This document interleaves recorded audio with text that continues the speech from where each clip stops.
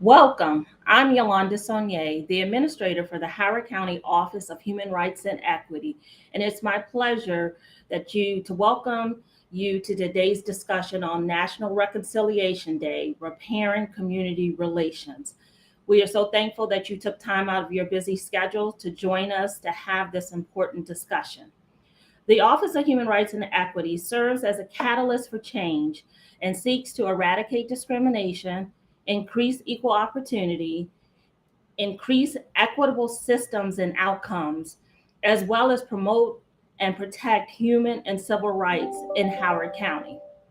The investigative unit investigates complaints of discrimination that occur in Howard County in the areas of employment, housing, public accommodations, financing, and law enforcement.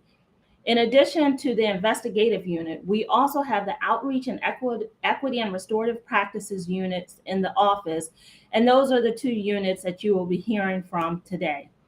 If you ever need the assistance of the office or want to partner with us, feel free to call us at 410 313 6430. Again, that's 410 313 6430. We also request that you follow us on social media at HOCO OHRE, and that's HOCO OHRE. And again, that's HOCO 8 OHRE. And as we talk about increasing equitable systems and outcomes, we have to discuss how to reconcile, address, and remedy the harm that has been caused by the inequities in our systems, in our county government, in our schools, and just generally in our communities. And that's why this discussion today is so important. We have three leaders in our community, but before you hear from them, it is my pleasure to bring up Holly Hoang, who is our outreach coordinator, who will be the moderator today, and she will be the one who will be able to introduce all of our fantastic panelists. So, again, I appreciate you joining us today. And if we can ever be of service to you here at the Office of Human Rights and Equity in Howard County, please contact us. Holly? Good afternoon, everyone.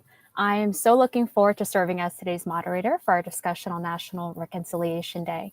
And on behalf of the Human Rights and Equity, I am honored to have the privilege of introducing our three panelists for the day. So first, we will have Dr. Denise Boston. She is the Equity and Restorative Practices Manager in the Howard County Office of Human Rights and Equity. Dr. Boston has over 35 years of experience as an educator, expressive arts practitioner, and community-based researcher. She previously served as Dean of Diversity and Inclusion and Professor of Counseling Psychology at the California Institute of Integral Studies. Second, on our panel of speakers, we have Dr. Judith Jones. Dr. Judith Jones oversees the Howard County Public School System's Office of Diversity, Equity, and Inclusion. Ms. Jones has more than 30 years in education. Before joining the school system, she held leadership positions in Carroll County Public Schools, including Equity and Inclusion Officer, Supervisor of Equity and Community Outreach, and Administrator. And last but not least, we have Sandy Koss. Sandy is Director of Equity and Community Engagement at Howard Community College. Sandy is an experienced higher education professional with over 10 years of experience working with diverse first-generation college students, passionate about increasing not only access but retention of students of color in higher education. And to start off, I want to ask Dr. Denise Boston to give us an introduction of what is National Reconciliation Day and why is it a day that we recognize? Thank you, Holly. Thank you and welcome everyone. So National Reconciliation Day, in some form or fashion, has been celebrated and recognized in many countries all over the world, including Canada, Australia, and South Africa. And now in the United States, on April the 2nd, is our National Reconciliation Day. So yesterday was the day. But today we want to stop and we want to reflect and we want to take notice of reconciliation and the concept of equity and unity and bridging the divide and fostering harmony where we work, where we live, where we learn, and where we socialize. More than a word, reconciliation takes action, moving towards bolder and more impactful choices. So today, the three of us will have a conversation with Holly leading us with questions around how do we do this? How do we really identify and recognize reconciliation within our equity roles? Thank you, Holly. Of course. And so to begin with our first question, I'd like to ask all of you to think, what does Reconciliation Day mean to you as an equity leader? And we'd like to start off by hearing from Judith. Right. Thank you, and good afternoon, everyone. I'm thankful for this opportunity.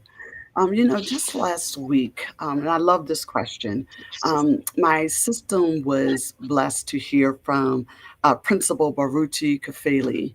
And I love one of his favorite quotes, which is simply, it's not enough to do equity, you must be equity. And when I unpack that, I often say, well, what does it mean to be something? What does it mean to become something instead of just doing the work of equity? And it means I need to constantly be living what I expect and hope others will do in this work. All right, we talk about cultural competency being about a willingness and an ability to form authentic relationships across differences. And that's what a lot of folk don't understand. They assume that there is a one way that we have to approach this work. There's a one way you have to think. There's only one perspective that you have to consider.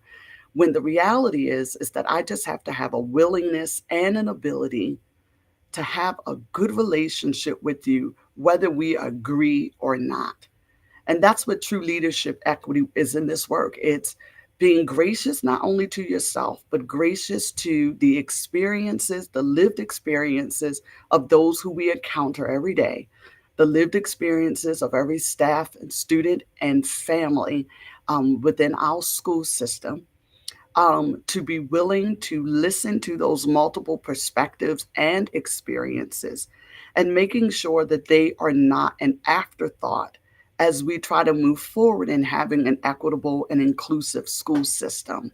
So for me, it's all about reconciliation because it is about the coming together. It's about building relationship. And what does that really mean? It's about, can I accept you for who you are and how you show up? Can I take time to recognize that I may not know all the answers and I may be wrong? And do I have the tools to step back and realize and honor and say, you know what? I'm looking at this through my bias. I'm looking at this through my own fears and stereotypes that I have towards individuals. It's a daily work that we must do on ourselves first, because equity is not about fixing broken students. It's about fixing ourselves so that when I approach this work, it's about what have I done with myself and understanding myself and my cultural experiences and how it impacts the relationships and interactions that I have with my coworkers, my families, and the students that we serve. So I love the question, and equity leadership says I'm doing the work all the time, when it's easy and when it's hard. That's great. Thank you so much for that. And could we hear from you next, Sandy? Yeah, thank you all so much for having us this afternoon. I know it's going to be a great conversation. And just listening to Judith, you could see me nodding my head because I was definitely in agreement. I think when we think about Reconciliation Day, it's about coming together, right? Restoring, moving forward. And I think that when we're doing this equity work, and I think Judith touched a little bit about it, is, we have to believe people. We have to believe people's lived experiences. I think that sometimes, if a student or a staff member comes and tells us something that happened, and we're like, no, that doesn't happen here, right? But it's really about stopping and saying, okay, I need to hear more. Tell me more.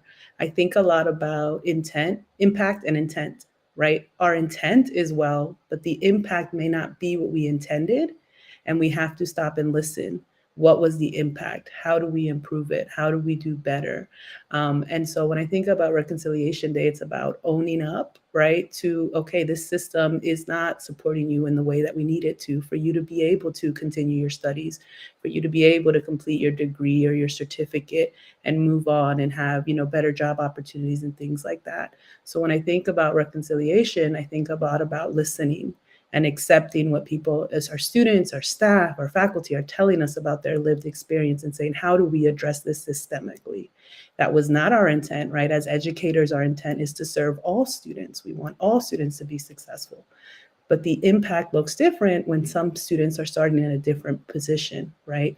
They may not have the tools or skills that they may need yet.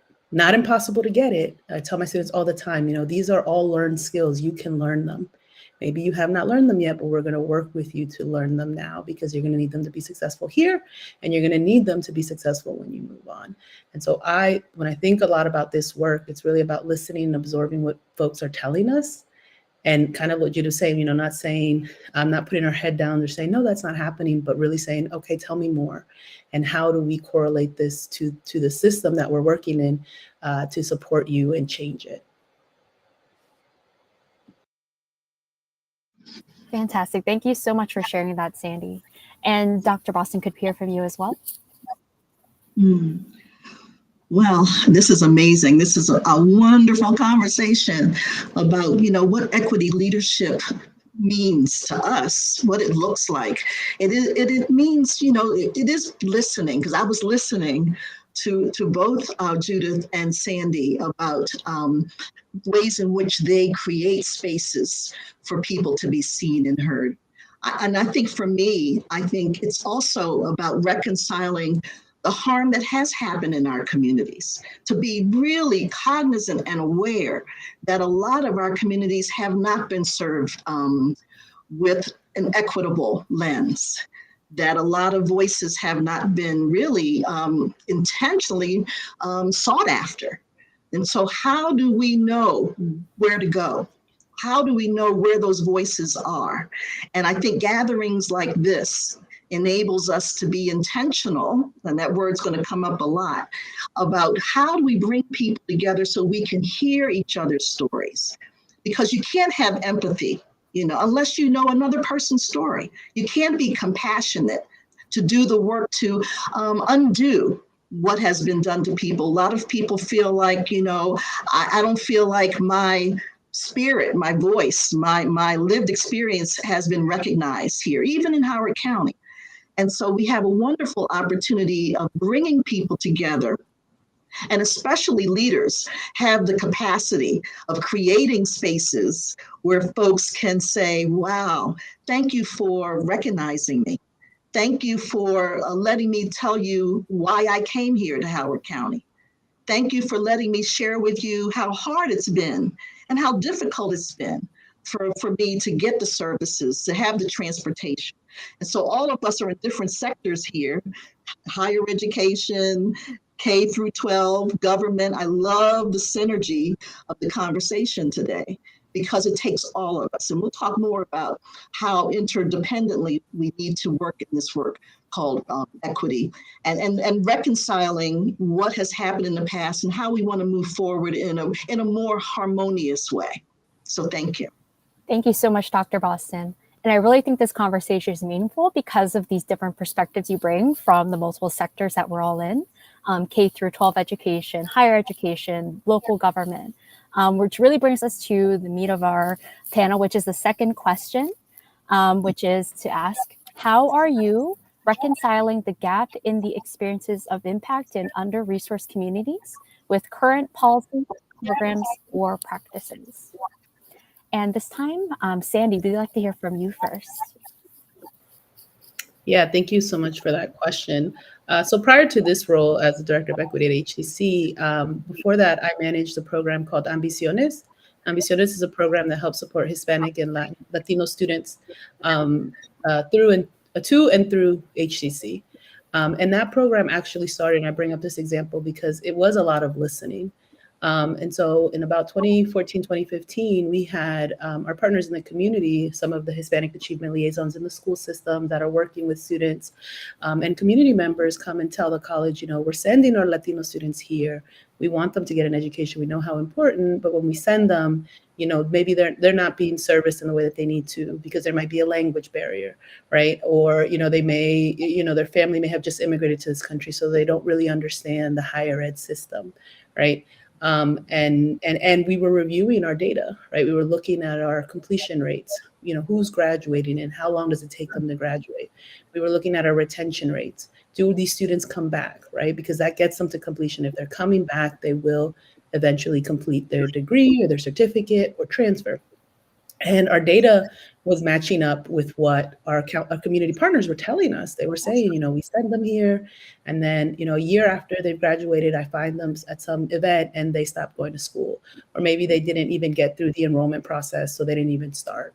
And so that's a hard pill to swallow, right, as a community college, because we're open access institution, right? We can serve any student wherever they may be and get them where they need to be. That's our mission. But it took the institution to say, okay, we hear you, we hear what you're telling us, we see what the data is telling us, and so we need to do something. And so the Ambiciones program started in 2015 with a staff member that was bilingual and bicultural. And I really add that bicultural piece because language is one part of the discussion, right? Being able to communicate, but the other part is understanding the student's culture, their background, where they're coming from, family expectations, things like that. And so over time, we've been able to develop this program and serve more students and say, okay, we need to have bilingual staff so we can engage the parents so that the students can be successful during their time here at the college. And over time, it's evolved where we started with 25 students. Now we serve 120 students. And with our new leadership coming in, it's saying these things are great, but how are we servicing all 8,500 students that we serve here at HCC in a year? How do we better support these students? And so that's where it goes back to taking this experience and building the trust. And I really appreciate that trust was part of this question because there was a little bit of not trust, right? If we send our students there and they're not completing, they're not being successful, what does that say to us as a community? And so part of our job through the Ambiciones program was to say, we respect what you're telling us, we hear it, and we're gonna work really hard to earn that trust. And when I started here, the program wasn't really known. I started 2017, the program wasn't really known. And over time, we've built that trust where now we have people just coming to us and saying, someone told me I need to talk to you because I want to go to HCC and you can help me. And so that trust has been restored with the community. And that took time, right? It took a lot of listening and saying, okay, you're telling me that this was your experience prior with HCC. I do apologize about that. How do we work together to make it a better experience for all of your students? And, that the Hispanic Achievement Liaisons trusted me in the program and said, I see what you're doing. I see the difference now, right? I see that the students are going there and they're staying there and they're completing and we're not having the same experience that we've had before. And so that trust was, it took time to build. I tell a lot of people in our communities, the ROI, right? The return on investment isn't tomorrow, but if you build that trust, folks will come. But it has to be genuine. It has to be us also owning up to maybe what we haven't done historically, saying we see that. And that's hard, right? Because again, as an institution, we pride ourselves in serving all of our students. But we can also own up to maybe during this time we weren't doing this, but now we're making a shift. We're trying to be better. And also that it's a conversation.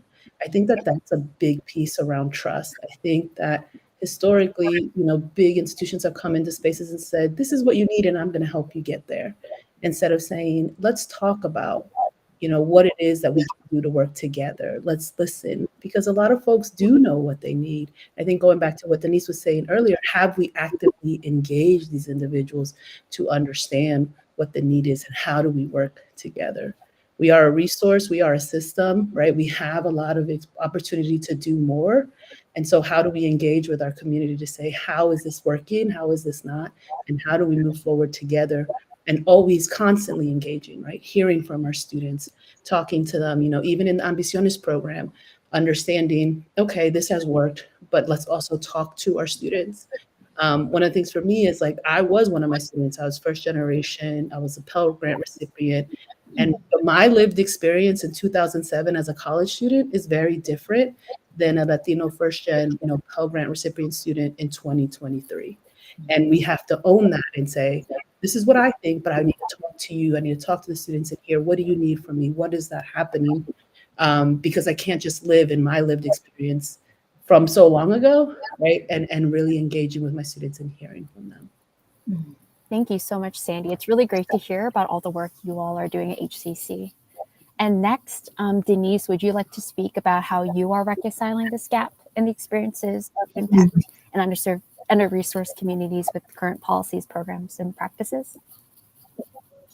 Thank you. I love the question as well. I think that within Howard County government, that's the community. And I work with the community internally and externally as well. But my focus right now is the internal community, our workforce. And back 2 years ago, we developed an equity assessment that we had an opportunity to get a sense of what is equity, what does racial equity look like from a government perspective. And the questions were posed to staff and to our leaders within Howard County government. And one of the key areas that came out is that this is a new concept. I mean, although a lot of departments have been working with an equity lens and have done an excellent job in this area, it wasn't across county departments. And so to get a shared understanding of what this work means, the gap was that we needed a shared understanding of what it means to say that we are doing racial equity work, more specifically, that we're looking at the intersections of what equity means. And how do we do that from a leadership lens? And so I'm focusing right now on an initiative called REL, and it's the Racial Equity Leadership Lab, where it's 5 modules that each module it's a cohort model. So we had 12 leaders within Howard County government that volunteered to be part of our inaugural REL program. It started in February, and we're just completing the 5 modules this month. And each module was a developmental kind of practice in understanding, first of all, what does racial equity mean? How do we advance this understanding of what that means? Is that we look at race as the focus of how we will begin to reconcile a lot of the work that we need to do in the community, because a lot of racial discrimination and a lot of decisions have been made based on people's ethnic and racial identities. Once we kind of tackle that real big, it's something that we've been working on for many, many, many, many years. And race is a hard concept for us to focus in on more specifically because it's such a contentious concept. But it has had an impact on us, and we've seen that with the COVID and seeing how the disparities with race with COVID.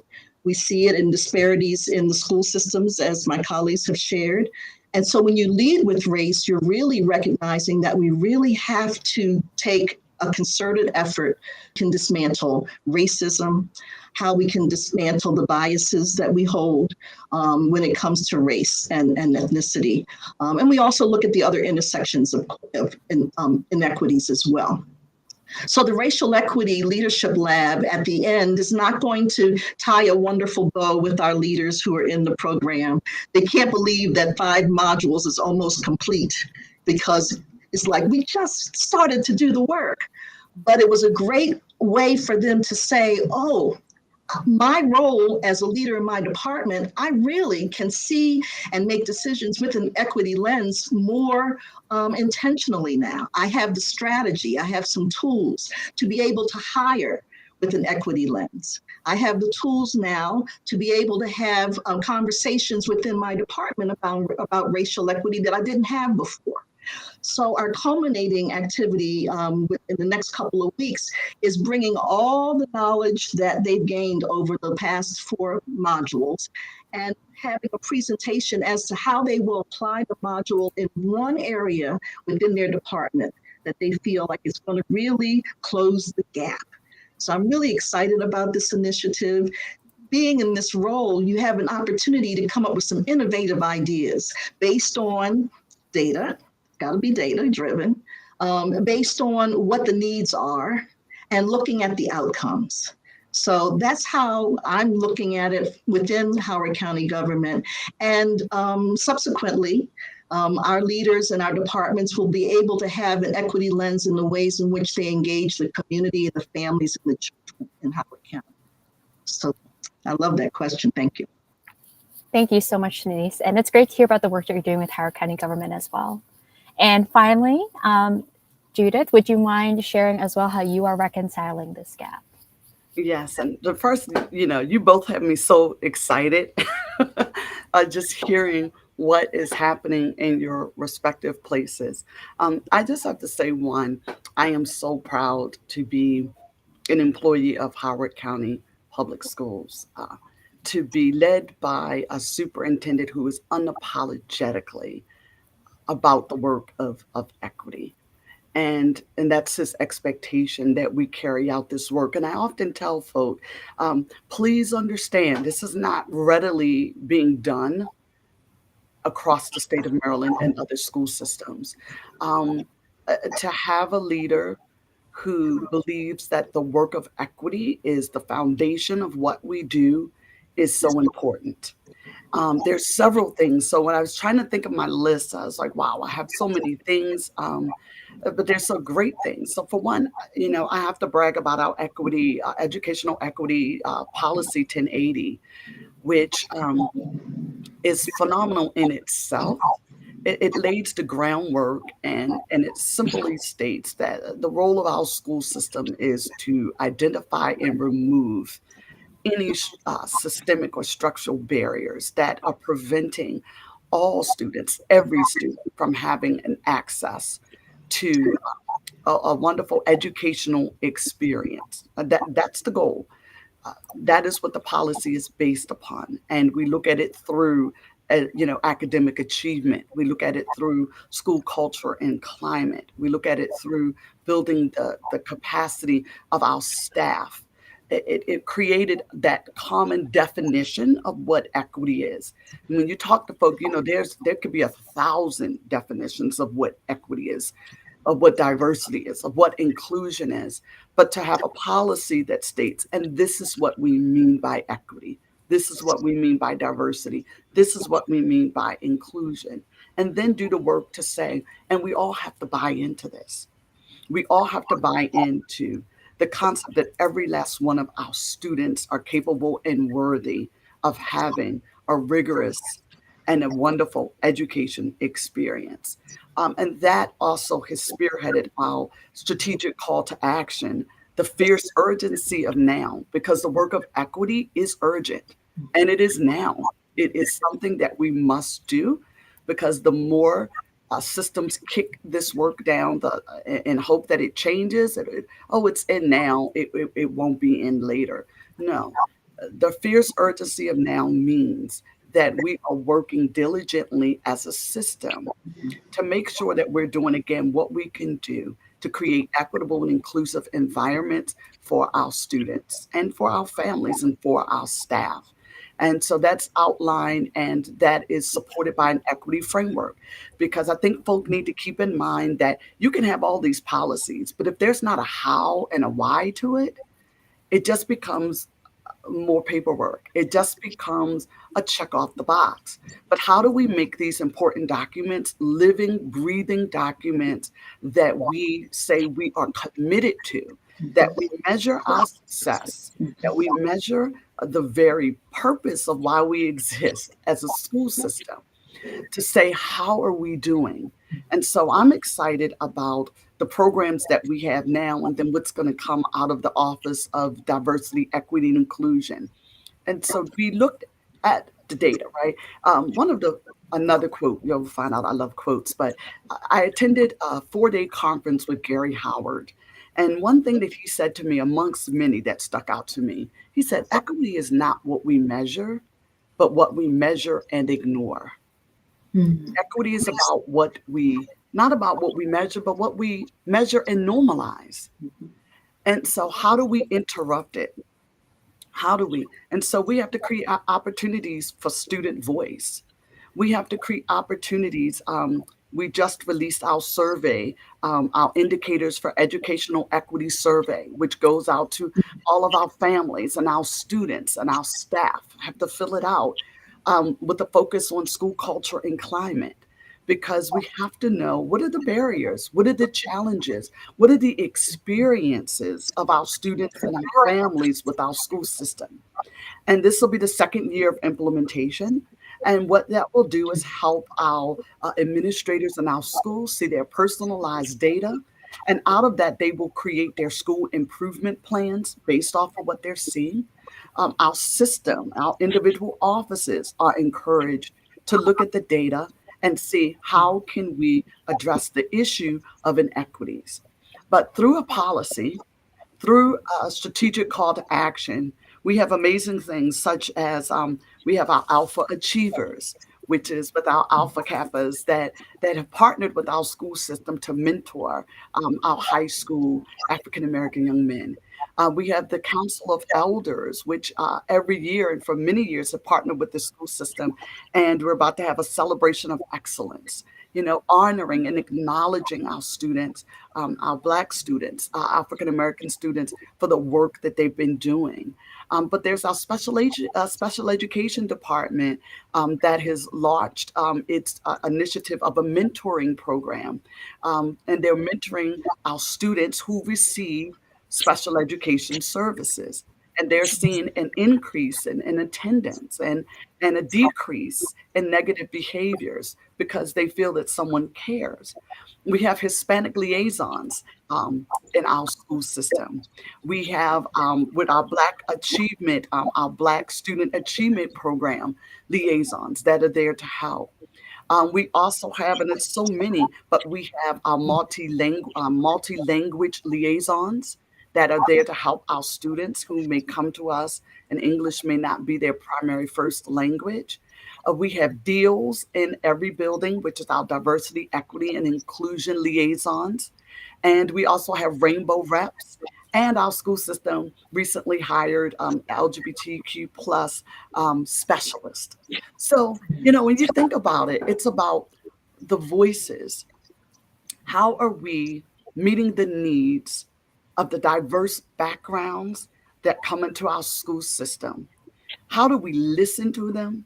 How do we let them know they're not an afterthought, that their very experience is intentional, and that we want them to have the best experience in our school system? And so lastly, my initiative that I'm excited about, and I don't know whether to call it initiative, but the Diversity, Equity, and Inclusion Office, we're creating our strategic plan, which will bring that policy and our strategic call to action to life.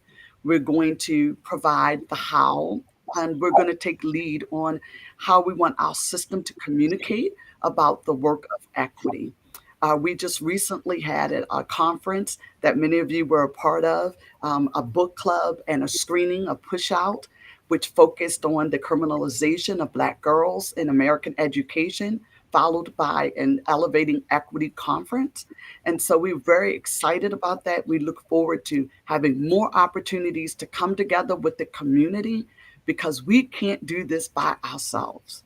We so need the support of our community and our agencies to do the work of K through 12, those critical years. So we're just excited about the need for it and how we can partner in the work. That is truly incredible. Thank you so much for sharing all that you are doing in terms of programs and initiatives in the Howard County Public School System. It's really inspiring to hear about all the work that you're doing as leaders in this work of equity and really serving as agents of change here in Howard County. And so to kind of round out our conversation, we're going to go ahead and look at our last question, which is asking, Why is an equity-centered, interdependent approach valuable for repairing community relations as well as building and restoring trust? And this time around, we'd like to start with Denise. Mhm. I think this is an appropriate question for us to kind of come together and pull all of our ideas and concepts of what equity means to each of us. It is an interdependent process. It is a call to action. And what we were talking about prior, because we had our wonderful conversation before we came on board with all of you here in our green room, per se, is that in the past, this equity work has been so siloed.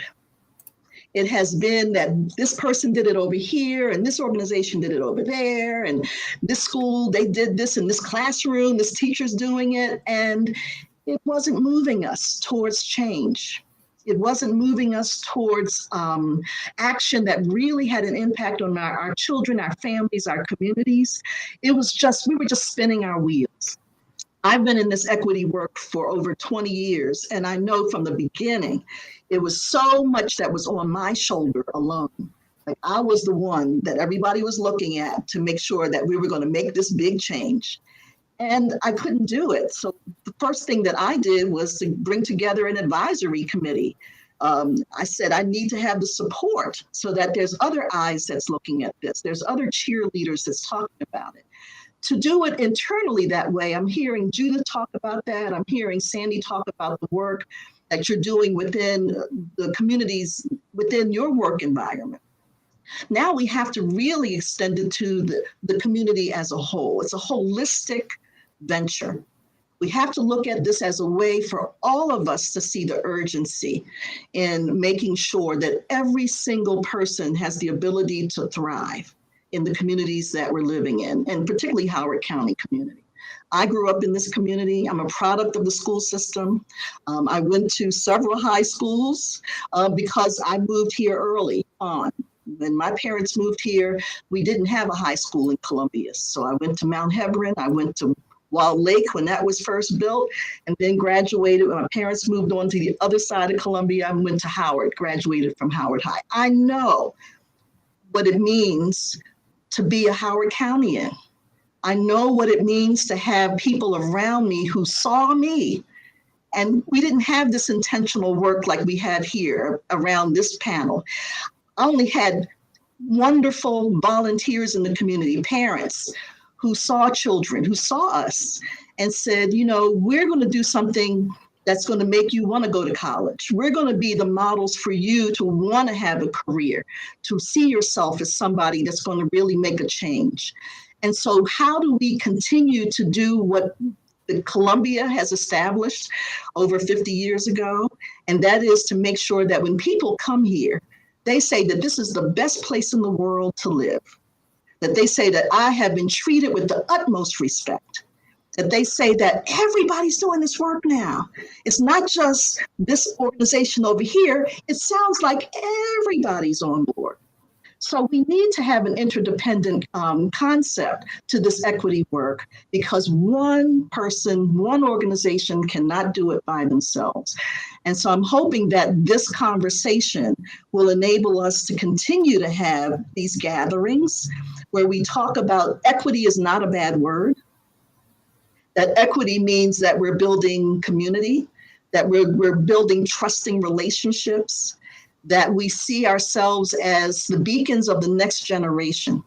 So when our next generation, when they grow up and they say, you know what, there was something happening very magical when I was 14 years old, when I was 12 years old, when I was in Howard Community College, there was something magical that made me want to stay here and continue to do the work. So I know I have grandchildren, so I do have a bias because I want them to say, you know, they call me Gammy. Gammy, something's happening here. I love going to school here. It's been a great experience for me to go to school here. I love to be able to do recreation here and be with all types of different people all over the world. I love going to the community college because that way I can see that's a transition for me to go to a 4-year college. And so all of the things that we're doing here is really a way for us to build a community the way it needs to be built. And it takes really courageous people and bold people with bold ideas to do this work. So I'm going to pass it on and see what my colleagues have to say. Thank you so much, Denise, for that. I think that was really beautifully put. And so I'm excited to hear what everyone else has to say as well. So Judith, could you share your thoughts on why an equity-centered interdependent approach is really valuable for doing this work? Yes, thank you. And Dr. Boston, you have me fired up. You and Sandy, I tell you, I am just so excited again. I try to contain my excitement of what I'm hearing to be able to be in this space. There's a couple of things that are jumping out for me in this question, and I look at it and I think, first of all, repairing community relations. And I think us coming together as an organization to create those spaces for our community voice to be heard is so important. And we're creating that, right? The whole part of need and reconciliation, it's someone feels wronged. Relationships have been broken. And a lot of relationships have been broken over a stretch of the last couple of years. I think about how many people have deleted folk on Facebook, right? Like delete, you've been friends with them for years. The special thoughts and considerations people put into having family dinners because we don't agree, we don't see things eye to eye, and we don't know how to come together anymore. Again, we don't know how to have authentic relationships across differences. We don't have the tools to have those courageous conversations that are needed. And so what I see is, first of all, us coming together with an understanding of diversity. And when I break that down, I think, okay, diversity is both, it's qualitative, it's quantitative, right? We can look at the numbers. We can see how diverse we are in the representation, right? And diversity says, I see you. But I want to even go a little deeper into it saying, I see you intimately. I don't just see you outwardly, I see you intimately. I see all the things that make you up. I am willing to learn about all of those things that make you up, your past history, your past traumas, your celebration, your achievements, your experiences. They matter to me understanding who you are. When I think about inclusion, and that's a little bit of both, that's qualitative and quantitative.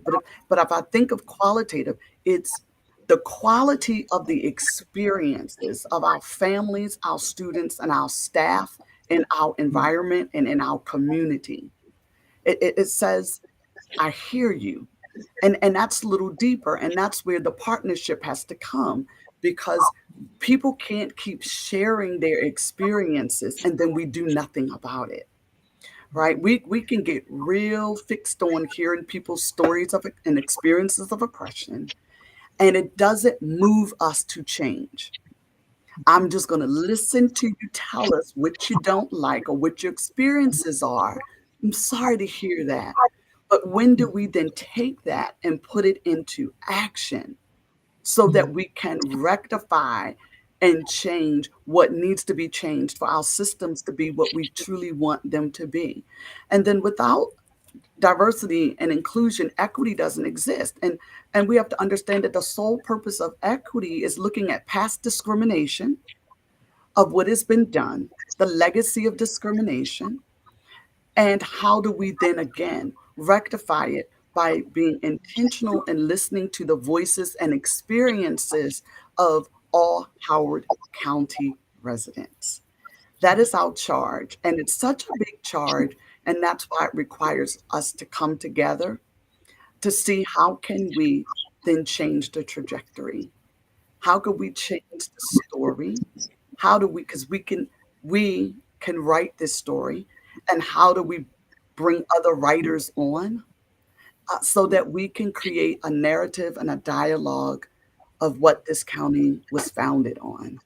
And that's diversity, that's inclusion, that's belongingness, and that they're just not words that we say, but words that we live by. And so I look forward to the opportunity for us to get together more regularly to say, how do we improve the experiences of all of our families in Howard County? Wow. Thank you so much, Judith, for that really powerful response. It is so great to hear from you all and really think about what it means to repair, restore, and rectify our relationships with one another. And so to wrap it up, Sandy, could we hear from you as well? And why is an equity-centered, interdependent approach really valuable and necessary for this work? Yeah, so thank you so much for the question. And those are two great answers. And as I was listening to Judith, she mentioned listening to action. And the one thing I'll say for Howard Community College, this is the first time we have positions that are focused on equity and inclusion, transformation, belongingness. So institutionally, we're taking on that responsibility and saying it's our job to do this work and to help support, and I think where the interconnectedness part is so crucial, support our faculty and staff in doing this work, right? And so they spend a lot of face time with our students. So how are we as an institution saying, we're all in different parts of our understanding of diversity, equity, inclusion, right? Whether we've attended professional development, whether it's because of our lived experiences, things like that. And so I think that when we think about interconnectedness, right, it's about saying, how do we work together, right? And so I think a lot about, for my office, my new office's perspective, it's saying, there's some folks that are doing some of this work in their classrooms already, right? So how do we scale that? How do we take what they have been doing and is working and what we know to be best practice, right? Tools and skills, and also support and reinforcement, right? Because equity work isn't something that you just do once and then, okay, everything's solved, right? It is continuously evolving. We are learning new things every single year, right? New research comes out, new data comes out. And so it is saying, how do we make this, I like to, on our campus, like to say, like, make it its own living thing, that it's not a checkbox that we go through, but that it's part of our culture. We have given folks the tools and the support and the grace, right? Because this work is not easy. And I think that that's the other big piece of this conversation, is that we have to understand that we may make mistakes as individuals. We are human. And when sharing that with folks doing this work, it's the willingness to say, recognize, okay, I did not do this correctly. How do I improve? And how do we give you the tools and skills that you need to do that? And so when I think about the interconnectedness, it's really about getting everyone on board. And kind of like I was saying, and even in Judith and Denise's examples of, these are the tools we're giving our staff, right?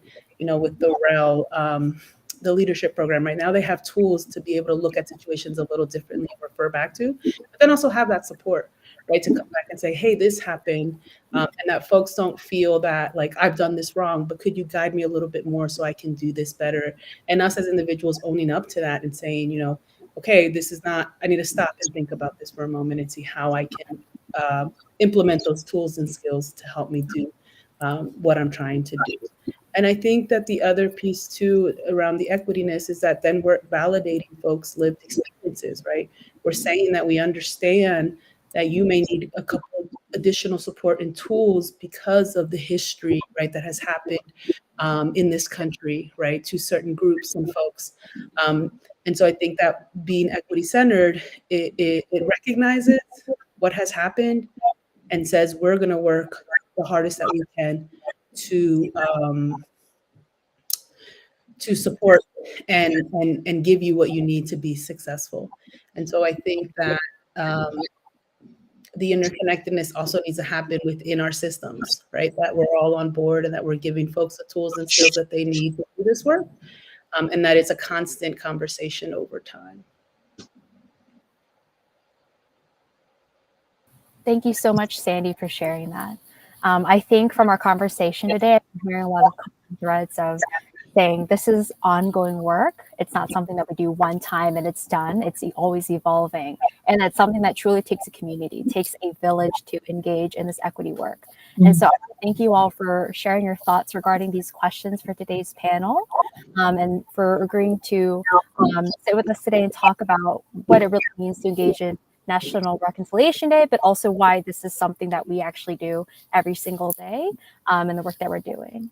And so I would love to hear just closing remarks and thoughts from all of our panelists today. And we can start with Denise.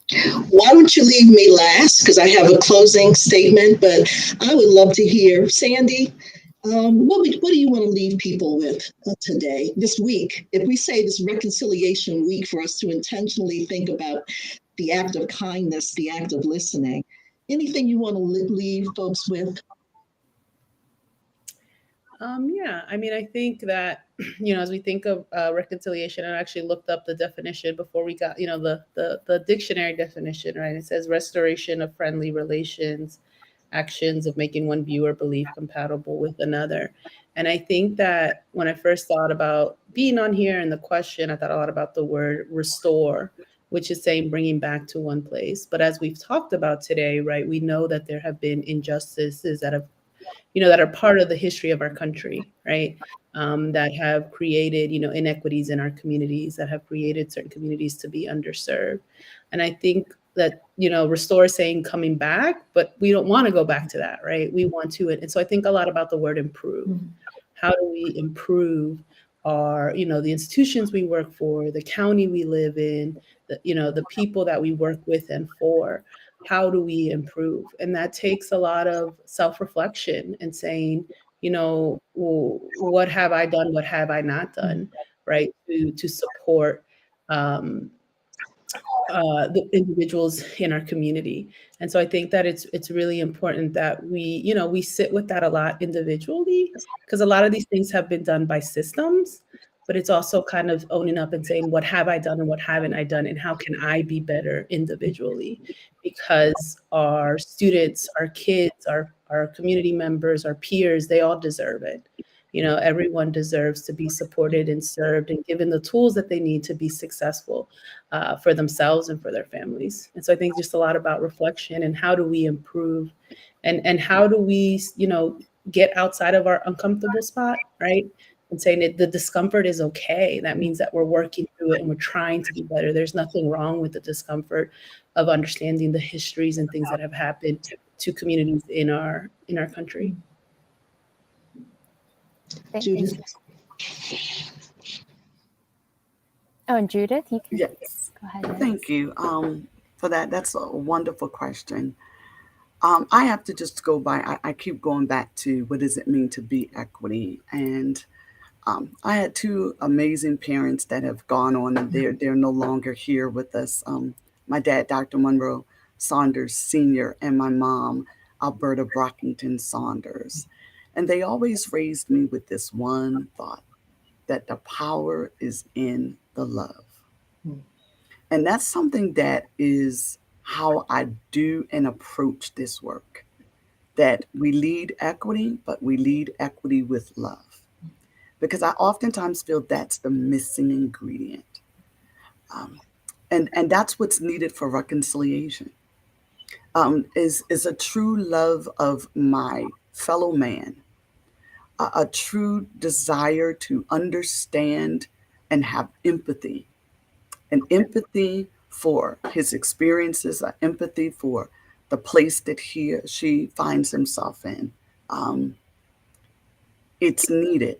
And what do I do? And how can I be a part of that change? And so for me, I leave here thinking about the need to be able to be forgiving, the need to be able to show grace, and to understand that everyone is not at the same place. Everybody's experiences are not the same. How do I call in instead of call out? How do I build trust? How do I build relationship? And that requires being vulnerable. It requires being willing to listen to another perspective. It requires special patience. And again, a love that you're willing to show every last individual. And that's hard. That's a part of the work, right? That's a part of the work. It's about not trying to prove that I'm right and you're wrong. But how do we, again, create a space to have these conversations so that we can both learn and grow? And so that's what I'm looking forward to, creating more of those opportunities. But I can't do this work without the love, the vulnerability to do it. And so that's how I'm more charged up and excited than ever. I try to dial it down, but that's who I am. And I don't apologize for it at all. No need to apologize. We stand on our parents' shoulders, all of us, I know. And thank you for invoking your parents, Judith. Thank you for helping me remember mine as well. And thank you. I love that we're ending with love, that people understand that an act of kindness, like my father would say, don't cost a thing. Don't cost a thing.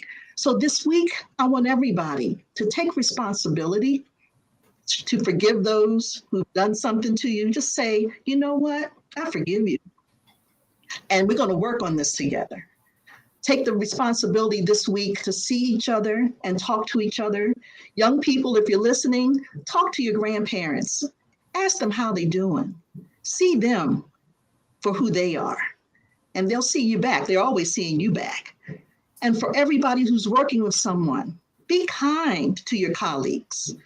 Let them know how much you appreciate the work that they're doing in your department, in the classrooms. And so I'm really grateful that we all had a chance to share what reconciliation means to us as equity leaders. And I'm really grateful that today we're recognizing that every day from now on, we're going to, all of us, understand equity in a different frame of mind. So thank you, everyone. Thank you. Thank you, Holly. And thank you everyone for serving as our panelists today. It was a really, really fantastic discussion.